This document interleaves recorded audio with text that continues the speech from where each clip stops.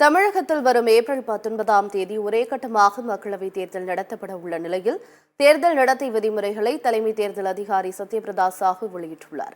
நாடாளுமன்ற தேர்தல் தொடர்பாக சென்னை தலைமைச் செயலகத்தில் செய்தியாளர்களை சந்தித்த சத்யபிரதா சாஹூ திருக்கோவிலூர் தொகுதி குறித்து தவறான அறிவிப்பு வெளியாகியிருப்பதாக விளக்கமளித்தார்.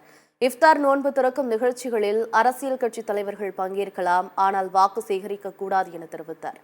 85 வயதுக்கும் மேற்பட்டோர் வீட்டிலிருந்து வாக்களிக்க 12D படிவம் வழங்கப்படும் எனவும் வாக்காளர்கள் பட்டியலில் பெயர் சேர்க்க போதிய அவகாசம் உள்ளதாகவும் அவர் குறிப்பிட்டார்.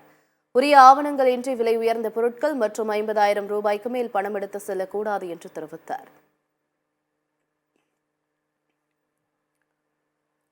பேர் சேர்க்கறதுக்கு லாஸ்ட் டேட் ஆஃப் நாமினேஷனோட 10 நாள் முன்னாடி வரைக்கும் அப்ளிகேஷன் நம்ம கொடுக்கலாம்.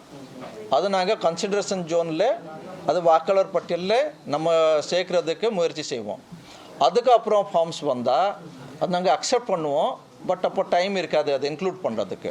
ஊனமற்றவர்கள் முதியோர்களுக்கு என்ன சொன்னேன்னாக்க அவங்க இப்போ ஃபார்ம் 12Dயில் எனக்கு ஒரு வீட்டிலே ஓட்டிங் பண்ணுறதுக்கு ஒரு ஃபார்ம் வேணும் சொல்லிட்டு ஃபார்ம் 12Dயில் அவங்க இது கொடுக்கலாம். டேட் ஆஃப் நோட்டிஃபிகேஷன் நமக்கு 20ஆம் தேதி. அதுக்கு அடுத்த 5 நாள் வரைக்கும் அவங்க அந்த ஃபார்ம் டி பிஎல்ஓஸ்லாம் வீடு வீடாக போவாங்க. அவங்க கையில் கொடுத்தா அவங்க அது நம்ம இதெல்லாம் கலந்துக்கிறதுக்கு அந்த மாதிரி ஒன்றும் தடை இருக்கிற மாதிரி நமக்கு இன்னொன்று அது நீங்கள் நோட் பண்ணியிருப்பீங்க. ப்ரெஸ் கான்ஃபரன்ஸில் விலிவான் கூட தான் சொல்லியிருந்தாங்க. ப்ரெஸ் நோட்டில் அது அனெக்ஷரில் அது கரெக்டாக இருந்தது. ப்ரெஸ் நோட்டில் ஒரு அனெக்ஷர் இருந்தது, அதுலேயும் கரெக்டாக இருந்தது. நோட்டில் மட்டும் இப்போ மாற்றி அது கொடுத்துருக்காங்க. ஒன்லி விலிவான்.